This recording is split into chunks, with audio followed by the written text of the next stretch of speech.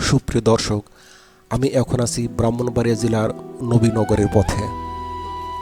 রাস্তার দুই ধারে এই অবারিত সবুজের সমারোহ আর হিমেল হাওয়া মনটাকে এক নিমিষে শান্ত করে দিচ্ছে। এই মায়াবী পথ ধরে আজ আমরা পৌঁছে যাব ইতিহাসের চাদরে ঢাকা বিদ্যাকূট গ্রামের সতীদাহ মন্দিরে। ইটের পর ইট সাজে যেখানে সময় থমকে দাঁড়িয়ে আছে শত বছর ধরে, যেখানে প্রতিটি কারুকার্য কথা বলে, ওটা হারানো কোনো রাজত্বের গল্প। আজ আমি আপনাদের নিয়ে যাব ব্রাহ্মণবাড়িয়ার এমন এক জনপদে, যার পরতে পরতে মিশে আছে ভক্তি আর প্রাচীন স্থাপত্যের মিশেল। ইতিহাসের পাতায় এমন কিছু অধ্যায় থাকে যা পড়লে আজও মানুষের বিবেক শিউরে ওঠে, কলম থেমে যায় বিষাদে। ভারতবর্ষের সমাজ সংস্কৃতির সুদীর্ঘ পথ চলায় সতীদাহ তেমন এক অন্ধকারাচ্ছন্ন অধ্যায়। ধর্মের দোহাই দিয়ে সতীত্বের মহিমা প্রচারের আড়ালে এটি ছিল মূলত একবিংশ শতাব্দীর আধুনিক মানুষের কাছে অকল্পনীয় এক নিষ্ঠুরতা। কল্পনা করুন সেই দৃশ্য, যেখানে আগুনের লেলিহান শিখা আকাশ ছুঁতে চাইছে, আর তার মাঝে বসে আছেন একজন জীবিত নারী, যার স্মৃতির সিঁদুর এখনও হয়তো মোছেনি, কিন্তু ভাগ্যের নির্মম পরিহাসে তাকে তার মৃত স্বামীর চিতায় জীবন্ত দগ্ধ হতে হচ্ছে। চারিদিকে উচ্চকিত ঢাকঢোলের শব্দে চাপা পড়ে যাচ্ছে এক জননী, এক কন্যা বা এক জায়ের বাঁচার অস্তিম আকুতি। সেই আগুনের উত্তাপ শুধু নারীকে পুরায়নি, পুড়িয়ে ছাই করে দিয়েছিল মানবিকতা আর বোধশক্তিকে। সতীদাহ প্রথা কেবল একটি কুসংস্কার ছিল না, এটি ছিল পিতৃতান্ত্রিক সমাজের সেই চরম শৃঙ্খল যা নারীর জীবনের অধিকারকে স্বামীর মৃত্যুর সাথে সমান্তরালভাবে শেষ করে দিতে চেয়েছিল। রাজা রামমোহন রায়, ঈশ্বরচন্দ্র বিদ্যাসাগরের মতো মনীষীদের অদম্য লড়াই আর অগণিত নারীর চোখের জলের বিনিময়ে আজ আমরা সেই অন্ধকার থেকে মুক্ত। এই প্রতিবেদনটি সেই প্রথার প্রেক্ষাপটে নিষ্ঠুরতা এবং সমাজ সংস্কারের সেই দীর্ঘ লড়াইয়ের প্রতি এক বিষণ্ণ আলোকপাত।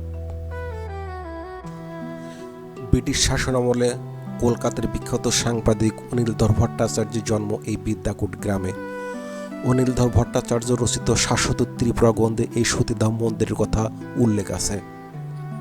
এই গ্রন্থে বিদ্যাকূট গ্রামটিকে ত্রিপুরা রাজ্যের নবদ্বীপ বলে অভিহিত করা হয়েছে।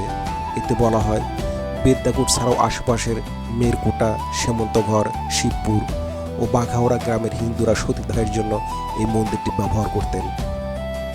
আইন করে এই প্রথা নিষিদ্ধ করার পরে এখানে সতীদাহের ঘটনা ঘটে। 1835 সালে দেওয়ান রাম মানিকের মাতাকে এই মন্দিরটিতে সর্বশেষ সতীদাহ বরণ করতে হয়। 1980 সালের দিকে ব্রাহ্মণবাড়িয়ার লোক সংস্কৃতির গবেষক জহিরুল ইসলাম চৌধুরী স্বপন গ্রামের গৃহবধূ বনলতা দেবীর কাছ থেকে ব্রিটিশ সরকার একটা চিঠি সংগ্রহ করেন। তৎকালীন ত্রিপুরা রাজার কাছে পাঠানো ওই চিঠিতে সতীদাহ প্রথা বন্ধের নির্দেশ ছিল।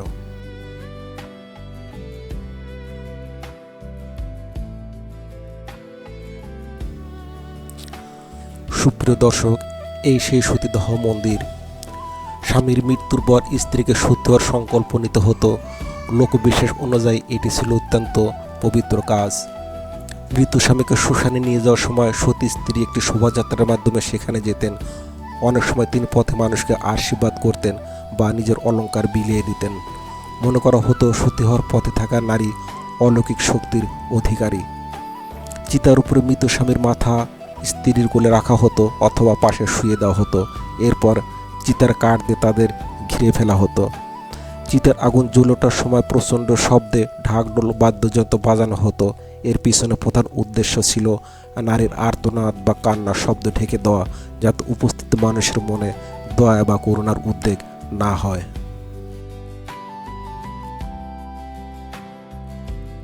ইতিহাসের পরতে পরতে লেখা থাকে আনন্দ, বেদনা, বিবর্তন এবং সংস্কার। ব্রাহ্মণবাড়িয়া জেলার নবীনগর উপজেলার এই বিদ্যাকূট গ্রাম এমন এক সংস্কৃতি ধারক, যেখানে কালের সাক্ষী হয়ে দাঁড়িয়ে আছে এই সতীদাহ মন্দির। 19 শতকের শুরুর দিকে রাজা রামমোহন রায়ের সমাজ সংস্কার আন্দোলনের ফলে সতীদাহ প্রথা যখন প্রায় বিলুপ্তির পথে, ঠিক তার আগ মুহূর্তে এই পৈশাচিক অথচ তৎকালীন সমাজের চোখে পবিত্র প্রথার স্মৃতি বহন করে আছে এই সতীদাহ মন্দির।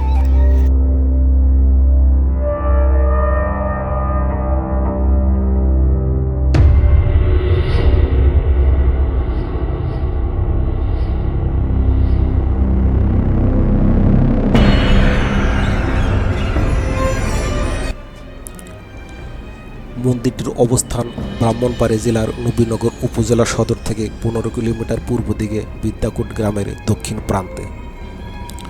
মন্দিরটি গোলাকার মঠ আকৃতির, উপরের দিকে খোলা আনুমানিক 20 ফিট উঁচু ইটের দালান। মন্দিরটির একপাশে একটি দরজা ও চারিদিকে 4টি ভেন্টিলেটরের মতো ইচ্ছ গোলাকার খুপড়ি রয়েছে, যে খুপড়িগুলো দিয়ে আগুন উৎসে দেওয়া ও জ্বালানি সরবরাহ করা হতো বলে ধারণা করা হয়। বর্তমানে সংস্কারের কারণে এই খুপড়িগুলো বন্ধ করে দিয়ে উপরে গম্বুজ আকৃতির ছাদ দেওয়া হয়েছে। ব্রিটিশ শাসনামলে কলকাতার বিখ্যাত সাংবাদিক অনিলধর ভট্টাচার্যের জন্ম এই বিদ্যাকুট গ্রামে। অনিলধর ভট্টাচার্য রচিত শাশ্বত ত্রিপুরা গ্রন্থে এই সতীদাহ মন্দিরের কথা উল্লেখ আছে। এই গ্রন্থে বিদ্যাকুট গ্রামটিকে ত্রিপুরা রাজ্যের নবদ্বীপ বলে অভিহিত করা হয়েছে। এতে বলা হয়, বিদ্যাকুট ছাড়াও আশপাশের মেরকোটা, সীমন্তঘর, শেবপুর ও বাঘোরা গ্রামের হিন্দুরা সতীদাহের জন্য এই মন্দিরটি ব্যবহার করতেন।